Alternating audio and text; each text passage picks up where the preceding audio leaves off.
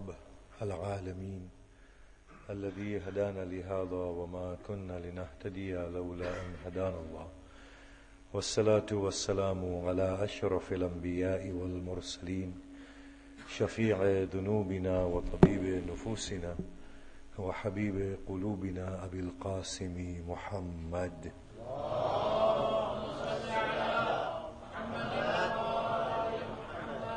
وآله الطيبين الطاهرين المعصومين المظلومين وأصحابه المنتجبين ولعنة الله الدائمة على أعدائهم أجمعين. بسم الله الرحمن الرحيم. رب اشرح لي صدري ويسر لي أمري واحلل عقدة من لساني يفقه قولي. أما بعد، السلام عليكم جميعا ورحمة الله وبركاته. Bismillahir Rahmanir Rahim. I was asked to speak on the social dimensions of Hajj and then to connect them to the event of Ghadir Khum. The beauty about Islam is that it's a very human religion. It's totally in sync with the way in which human beings are as individuals and as a community. Islam is not an imposition upon humanity.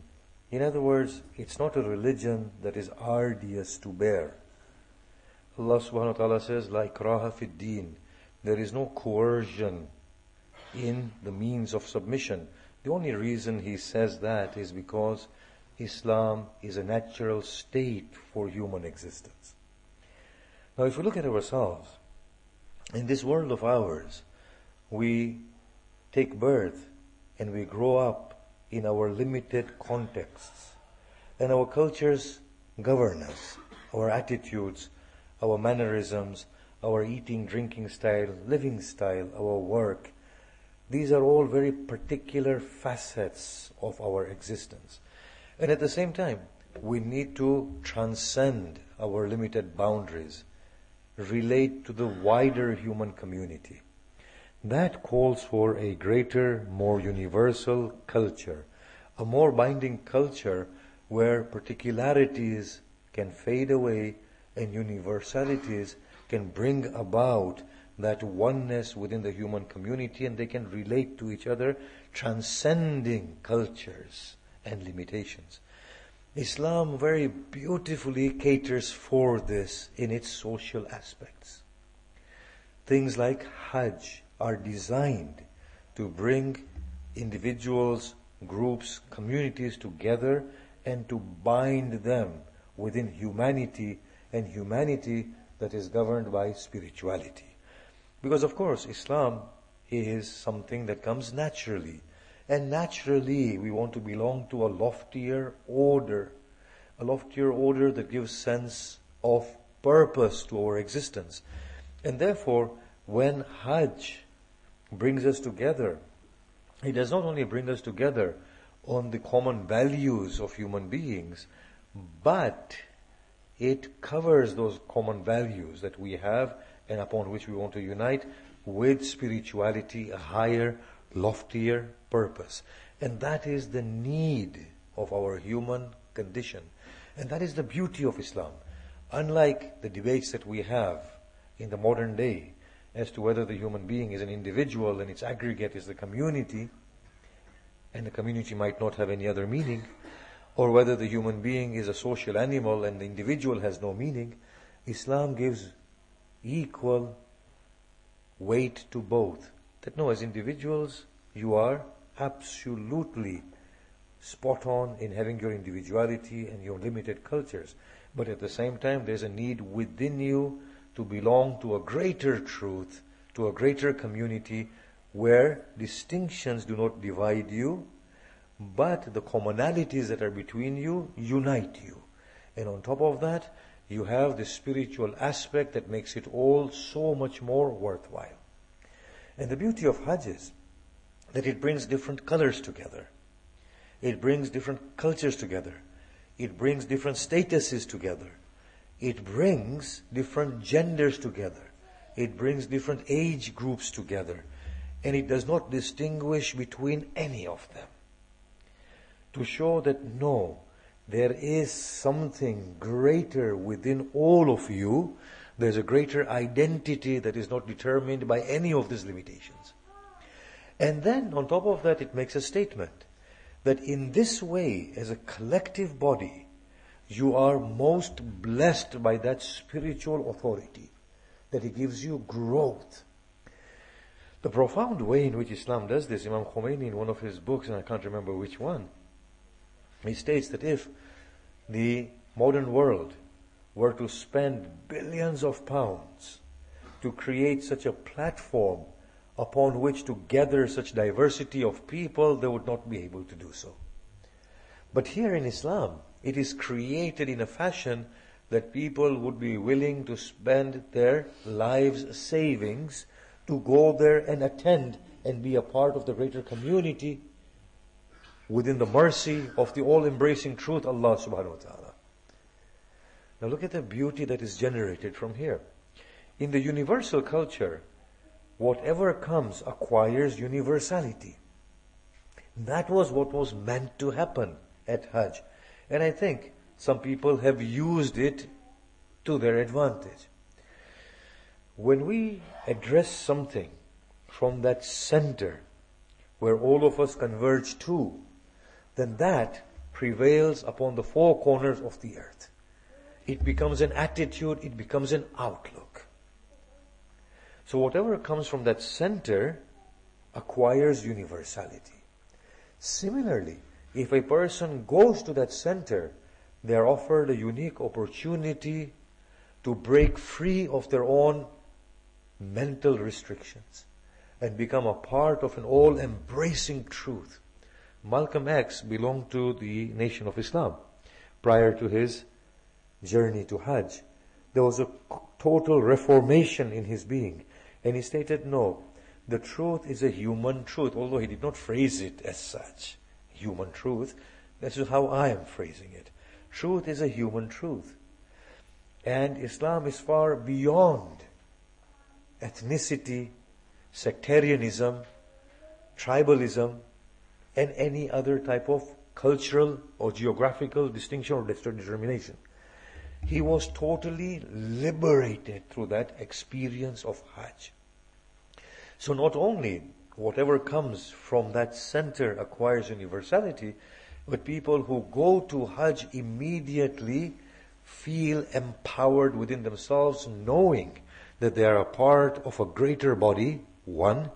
Two, their limitations within their minds are challenged, and they become greater human beings. Their vision changes. They begin to emerge out of sectarian and ethnic restrictions. The intention was that after Hajj, people would become greater humans, greater Muslims, and they would realize the worth of the collective body tending to Allah subhanahu wa ta'ala. From here we realize that when we go to Hajj, we cannot go to Hajj as Shia and as Sunni. We can't. It is not right. First and foremost, I don't find such political distinctions in the time of the Prophet. Neither is the term Shia a political designation, nor is the term Sunni a political designation. It's not. These are later development. Of course, the word Shia was used in Imam Ali, and his Shias were called the most successful ones, but it wasn't used in the meaning that it has today, a social, sectarian, political ideology. It didn't have the theological ideology. So we cannot go to Hajj as Shias or Sunnis. And if we go to Hajj as Shias or Sunnis, then the intention is that when we come out of Hajj, we come out greater than Shias and Sunnis. We begin to see the all-embracing truth of Allah subhanahu wa ta'ala that is prevalent.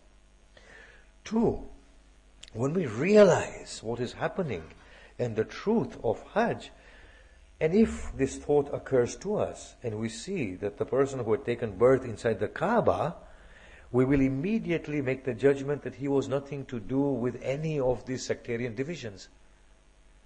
He is equally the authority of all based on his own values and the merits that he had within his own self.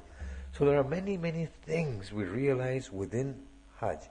Now one of the things that is terribly wrong with the Muslim community is this sectarian disease that is tearing the community apart, which makes no sense whatsoever. Especially, it defies the ethos of Hajj. Hajj does not know this distinction. And the Muslims going to Hajj ought to come out of Hajj being greater human beings, visionaries, people filled with enthusiasm to redress the situation that is prevalent within the Muslims right now, in which they are killing each others. If we go to Hajj, a big bearded, whoever it is, a Sufi, a Shia Mujtahid, or a hardcore Wahhabi, are made to stand next to each other. Allah does not distinguish between the two, and none of them has a right to say anything evil to each other. None of them has a right to judge each other. If one is in need, the other one is supposed to assist. Can you see that? This should be an eye-opener. 2, Hajj brings about uniformity as well. The language is uniform. It is a language in which Allah is the center of the language. Alhamdulillah, Allahu Akbar, La ilaha illallah. It is a unique language in which Allah is predominant. Imagine if these people who stand shoulder to shoulder, reading the same Quran, facing the same Kaaba, being kind to each other, speaking the same language, if they were to truly understand the universal message of the Kaaba and of Hajj, imagine how emancipated they would become and how they would advance within the folds of truth. Because in Hajj, when they stand next to each other, both of their prayers are being affected by each other. And both of their prayers are being accepted through each other. Imagine if they were to give a glance at a moment's thought to that phenomena and to say, but my Allah subhanahu wa ta'ala is making me stand next to Him. And He says, my God is making me stand next to Him. Can you see that? How wonderful if they were to spare a thought that Allah does not allow me to harm Him. And He says, Allah does not allow me to harm Him.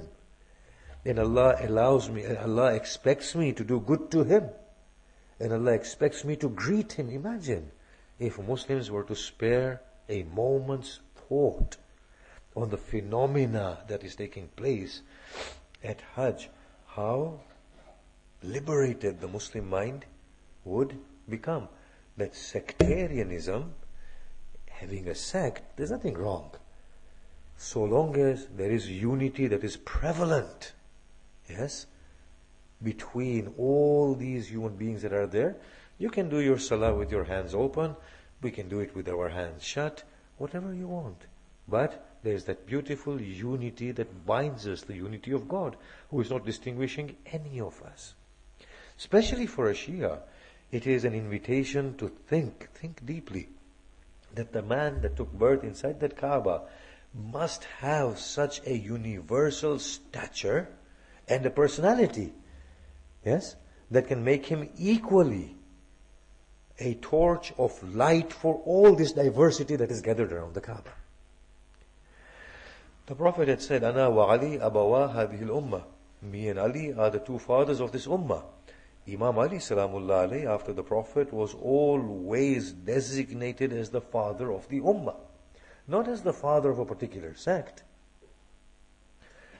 Imam Hussein, when he came out in revolt against Yazid, he said, I do not want to create mischief, nor do I want any spoils of war, nor to gain the pleasures of this world. Innama kharajtu l'islah fi ummati jaddi wa abi. I have only risen to make rectification in the ummah of my grandfather and of my father. So if the Shias can actually look at that Kaaba and spare a moment of thought, they will see that the one that they belong to is not exclusively theirs. He belongs to the Ummah at large. He has that beautiful universal personality, character.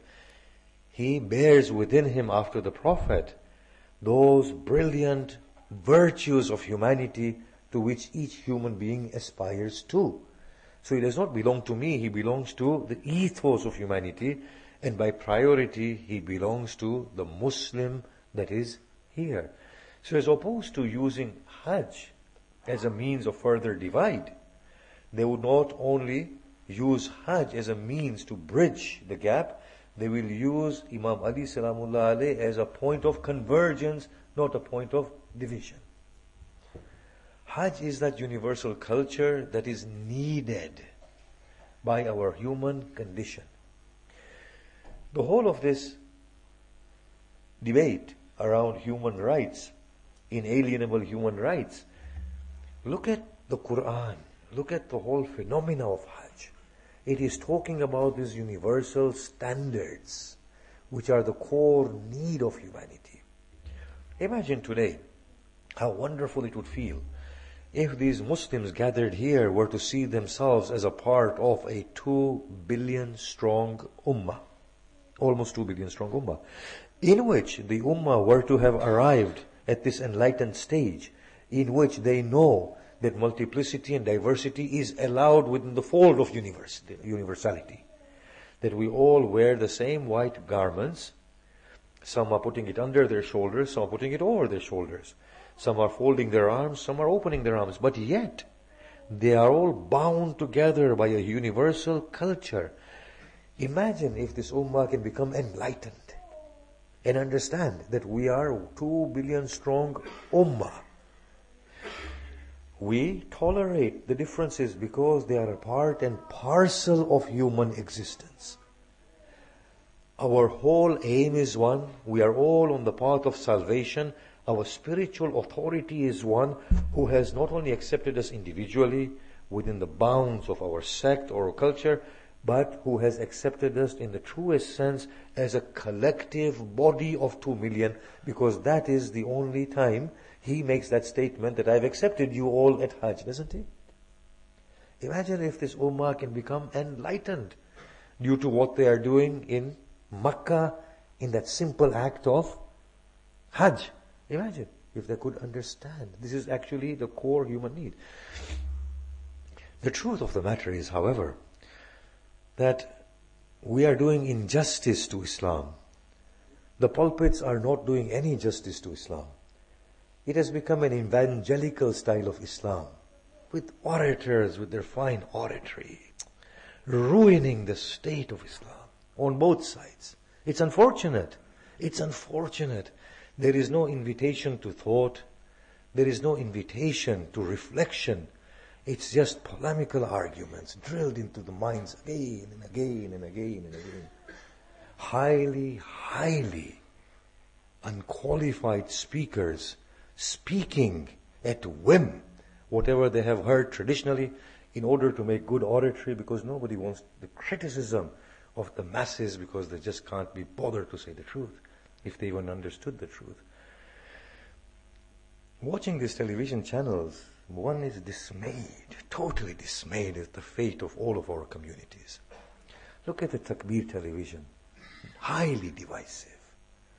These people who call themselves Sufis, now may God forgive me for saying these things, but have you seen their faces?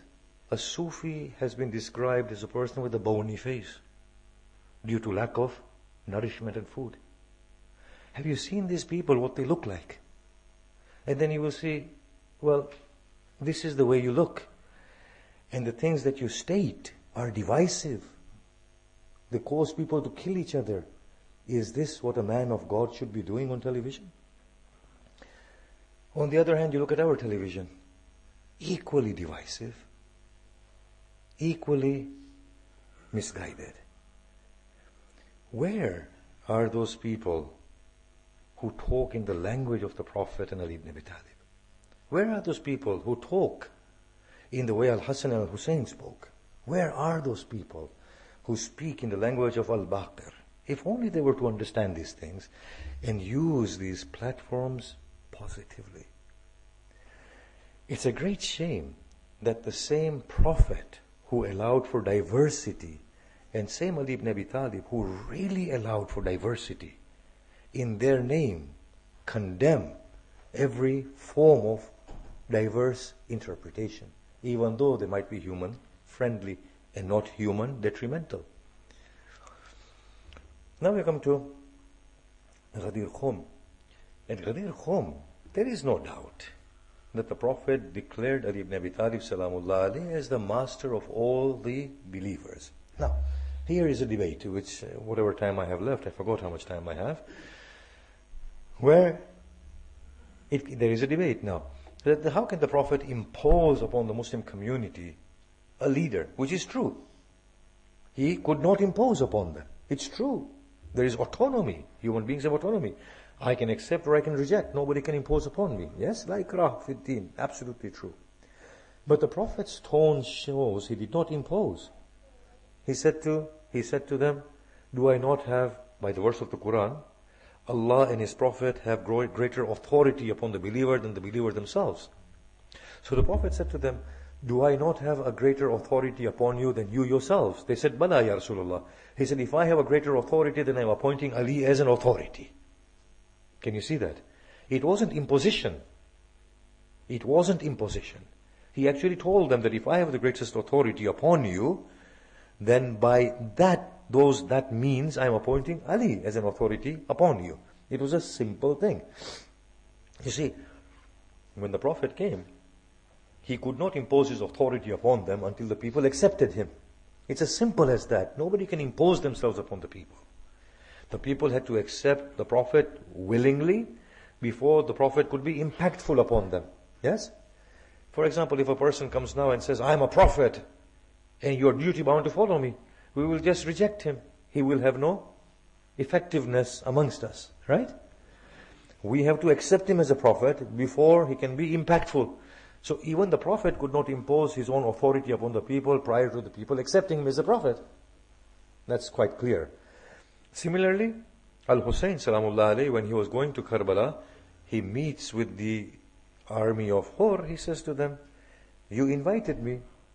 If you are removing your pledge of allegiance, then allow me to return, for then I am not obliged anymore.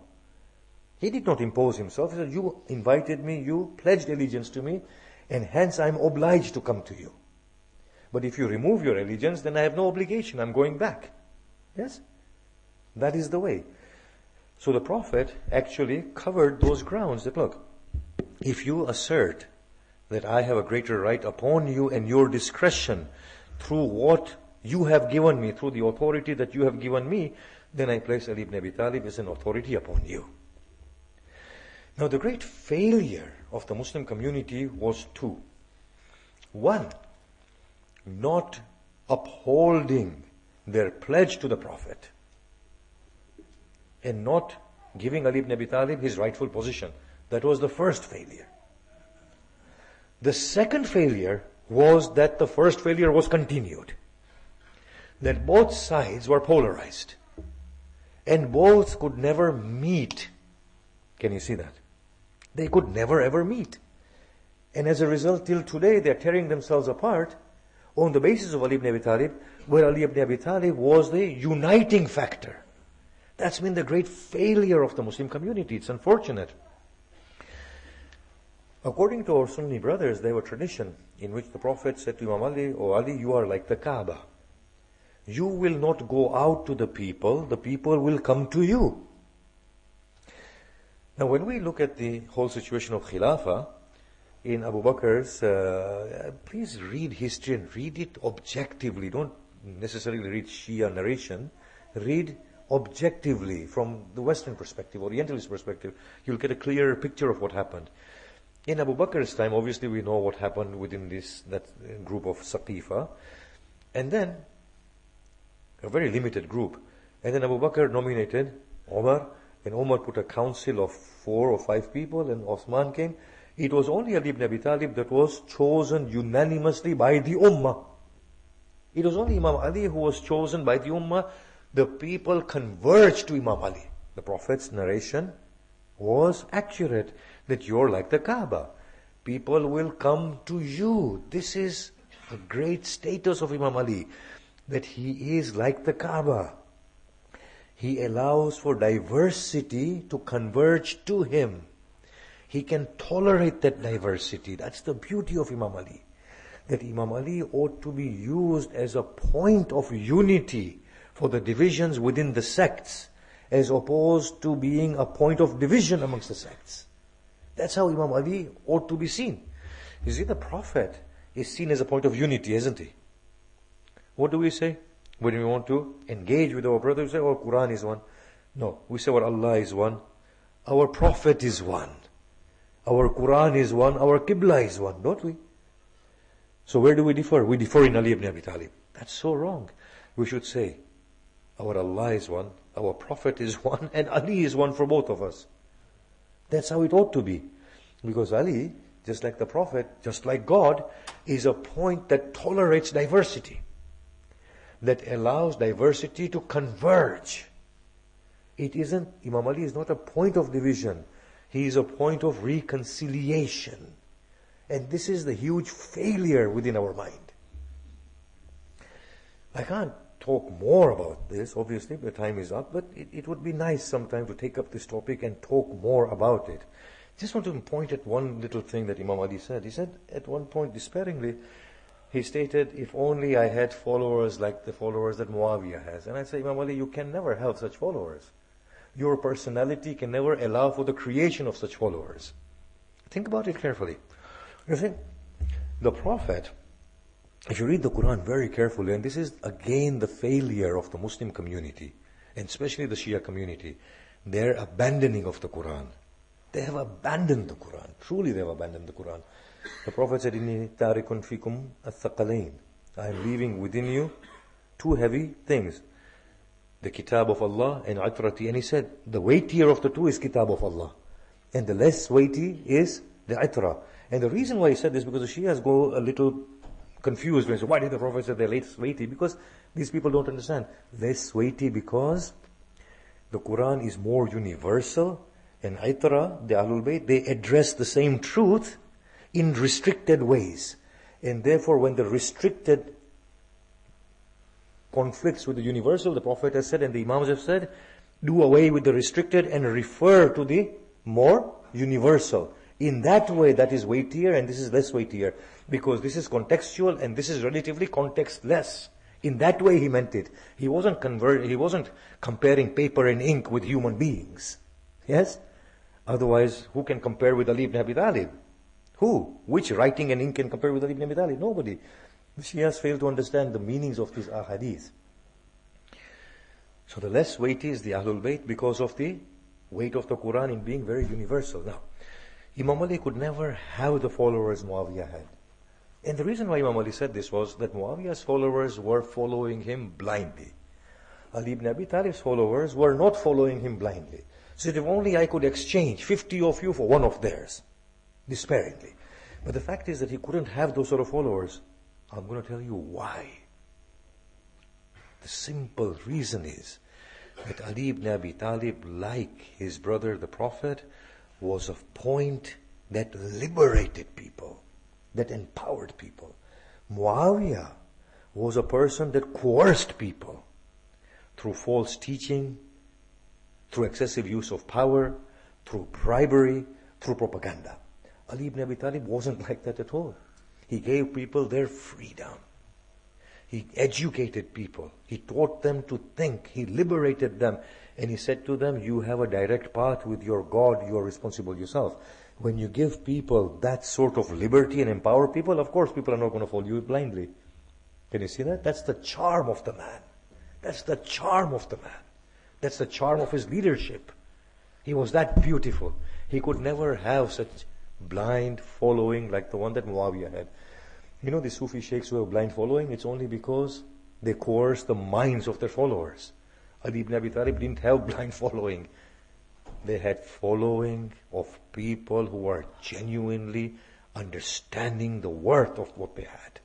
And others who did not understand it, they did not understand it. Same was the case with the Prophet.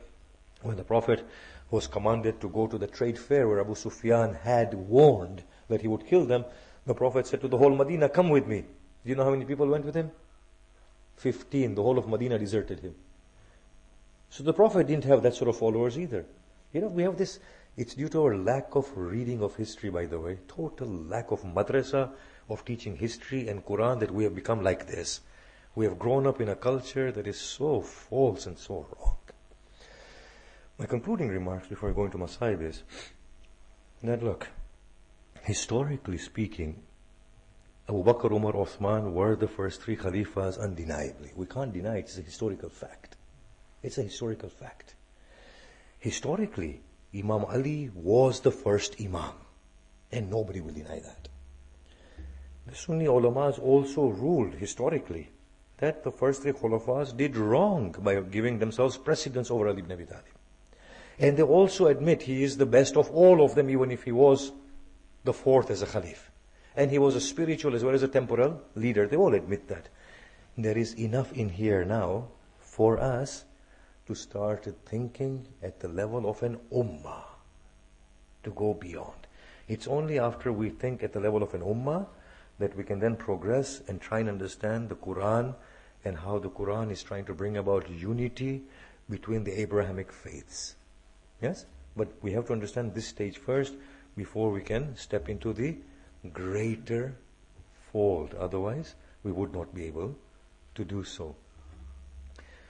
My time, I presume, is finished. I'll just end with a few narratives of the Masayib. One of the most difficult points in Karbala for Imam Hussein's heart was bidding farewell. Now, he bid farewell at several points, and at each point his heart was torn into pieces. But there is one farewell that really cut into him. Zainab narrates that when he asked for inner garments, and when he tore them apart, and when he wore them, he said, "Let us take news of my ailing son." I went with him. We went into the chambers of Zain al-Abidin. Hussein stood over him. And as he wept, the tears that fell upon the cheeks of Zain al-Abidin awoke him. He opened his eyes and focused for a moment.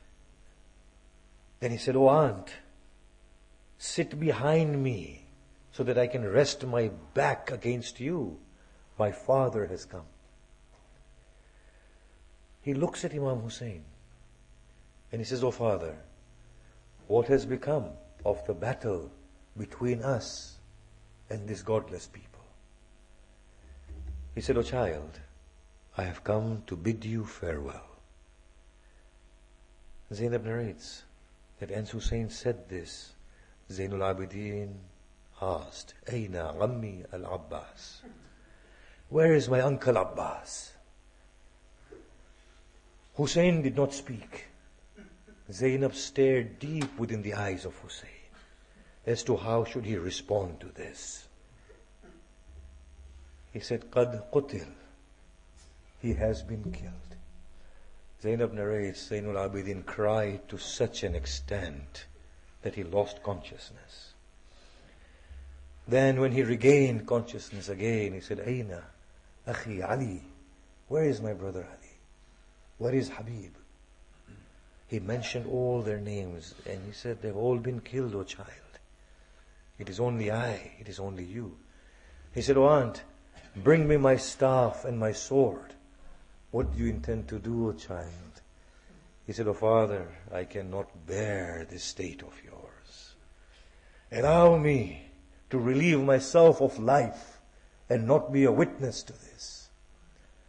He embraces Zain al-Abidin and calls out, "You are the purest of my progeny, O child. Who shall take back my orphans, widows, and my sisters to Medina? Who shall traverse the arduous path of Kufa and of Damascus? It shall be you, O child. Bear it with patience." And then, when he began to part, he said, "Zain al-Abidin, when you go back to Medina, when you meet my lovers, say to them that your Imam made a remembrance of you upon his final breath. And he said, "Oh my followers, when you see a person who is being brutally killed, then remember your Imam. When you consume water, then remember the thirst of your Imam. ألا لعنة الله على القوم الظالمين وسيعلم الذين ظلموا أي منقلب ينقلبون. إلهي إنا نسألك بحق الحسين وجده وأبيه وأمه وأخيه وتسعة المعصومين من ذريته وبنيه، اللهم اغفر لنا ذنوبنا وكفر عنا سيئاتنا وتوفنا مع الأبرار. اللهم عجل فرج إمامنا المنتظر واجعلنا من أنصاره وأعوانه والمستشهدين بين يديه. May Allah subhanahu wa ta'ala forgive our marhum for whose Isal Sawab we've had this majlis. May Allah elevate his ranks in paradise. May Allah embrace him with his eternal mercy. May Allah give patience to those that he has left behind. May Allah subhanahu wa ta'ala forgive all our marhumin. May Allah hasten the reappearance of our beloved Imam and grant us the grand boon of Shahada in his divine presence. Rahmallah man qara al-Fatiha.